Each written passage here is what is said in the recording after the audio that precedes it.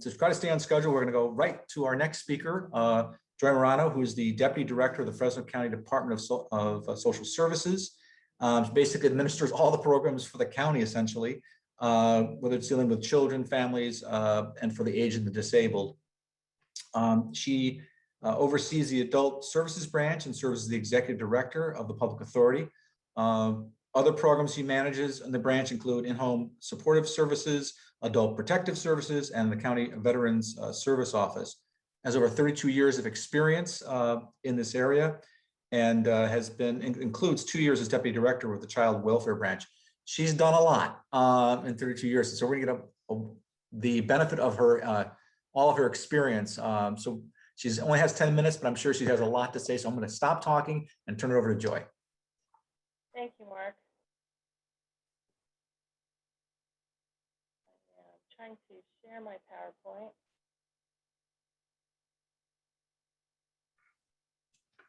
Did it come up?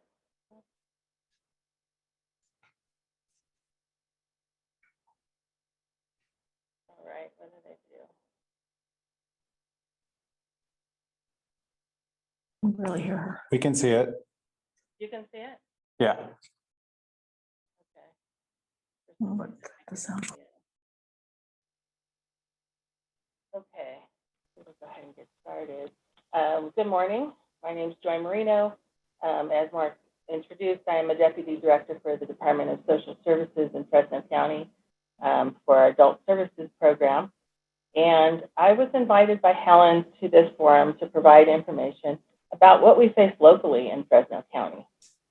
As I prepared for this conversation, I began identifying what I think are the usual gaps and problems that arise, and what I see in Fresno County through the social services programs, as well as what our aging partners share that they see as well, such as food insecurity, lack of affordable and safe senior housing, impacts of the rising cost of living versus fixed pensions or incomes, and how stressed many older adults are as they navigate their choices between paying for rent or purchasing food, medicine, or utility bills, having lack of dental insurance and care, as well as isolation and loneliness, and then the many caregivers that Edie also discussed who need additional support, as well as respite and training.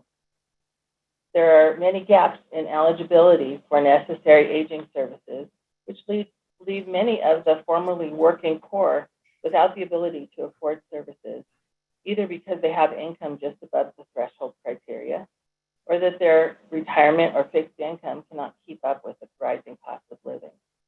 And then the never-ending reality of inequity and disproportionate outcomes for people of color and people in poverty. These are all major stressors for older adults, and these are prevalent in Fresno County.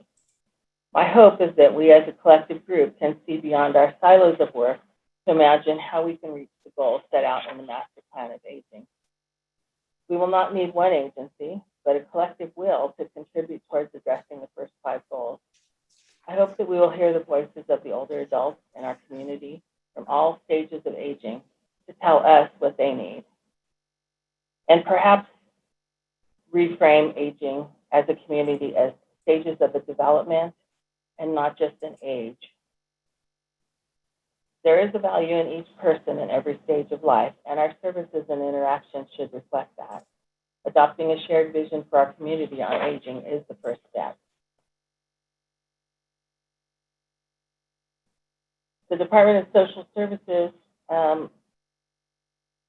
provides safety net programs. So I am not over the entire department, but many of our services are provided to at least one out of every 2 residents in the county of Fresno.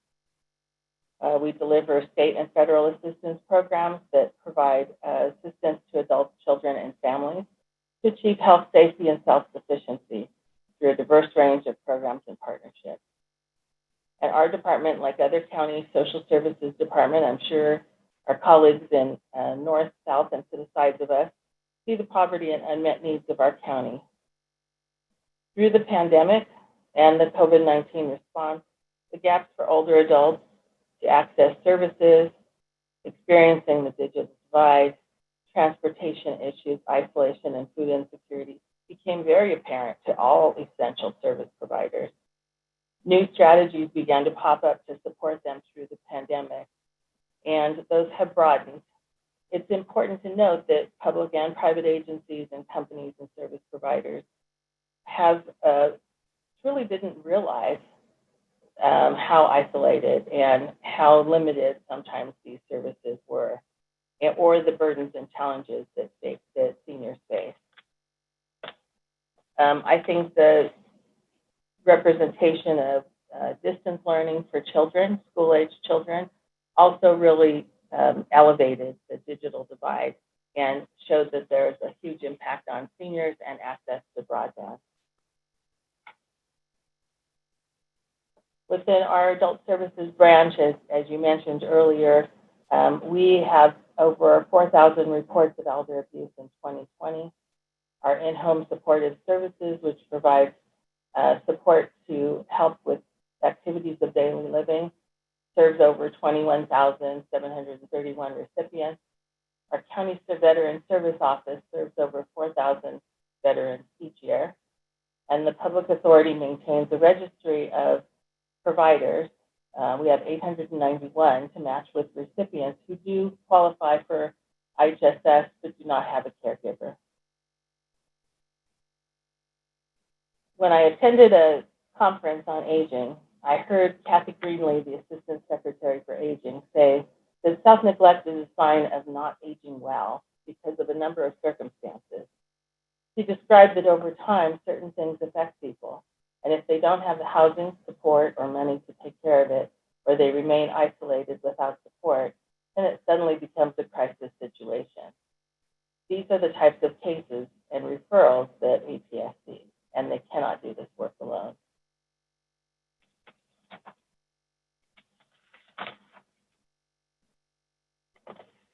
I'm putting the poverty rate in this presentation because it is a key indicator to disparate outcomes that we are seeing across everything that both Amanda and Edie spoke to earlier.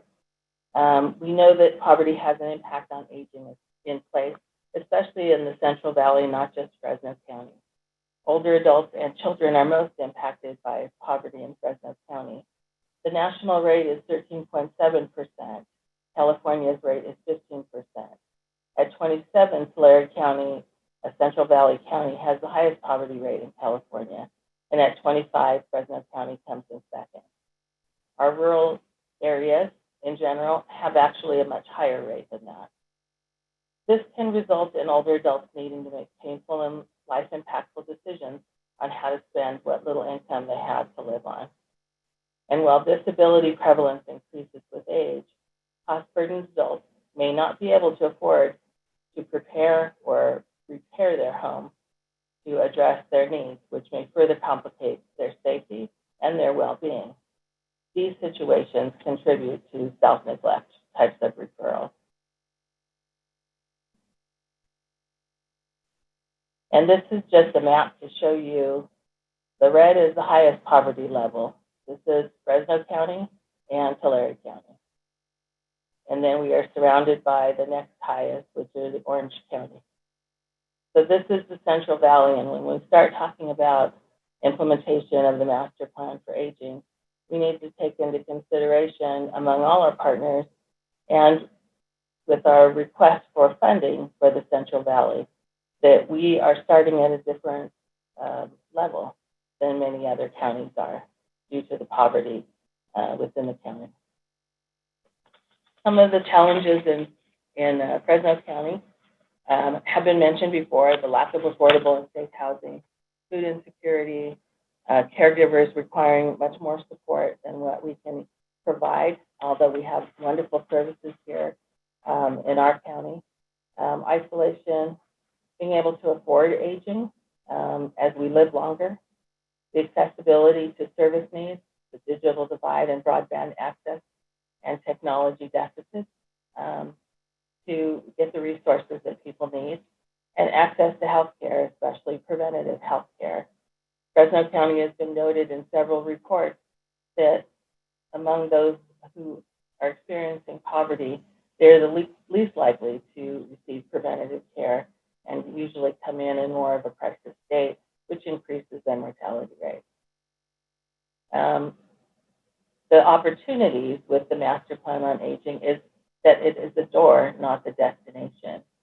It is a vision and an opportunity for us to begin thinking collectively how to identify what our community wants to focus on among at least these first 5 priority goals. It will allow us to support independence and self-determination through the aging process and prevent institutionalization. And it is also providing reorganization at higher levels in government to support infrastructure for the Master Plan for Aging, workforce development, and bold long-term services and support.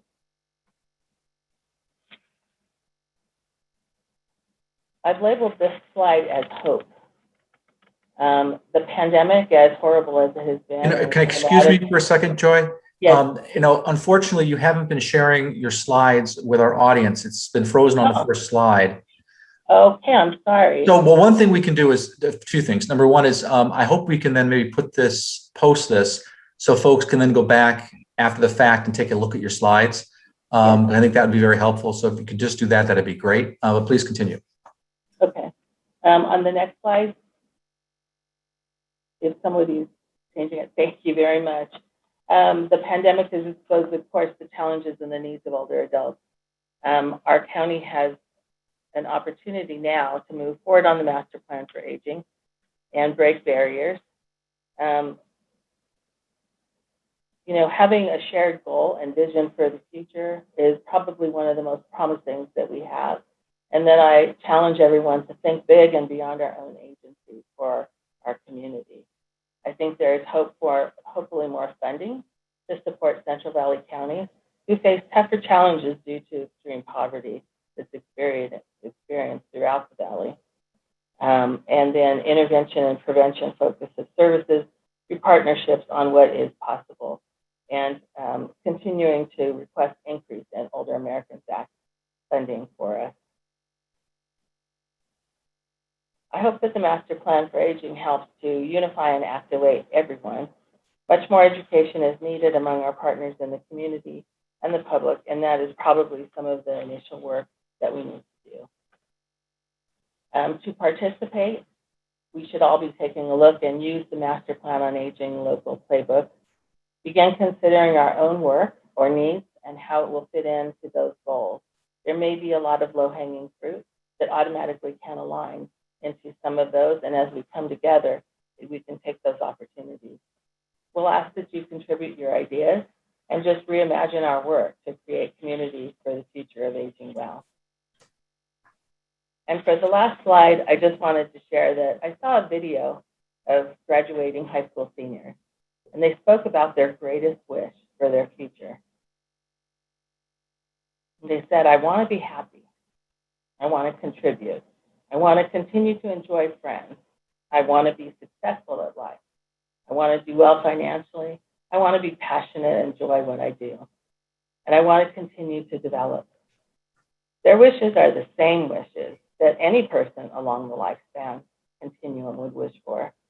We are all in continual stages of aging and development. Planning for the future wellness of older adults for our community and California is a unique opportunity we can take to make their wishes and our wishes come true. Thank you, Mark.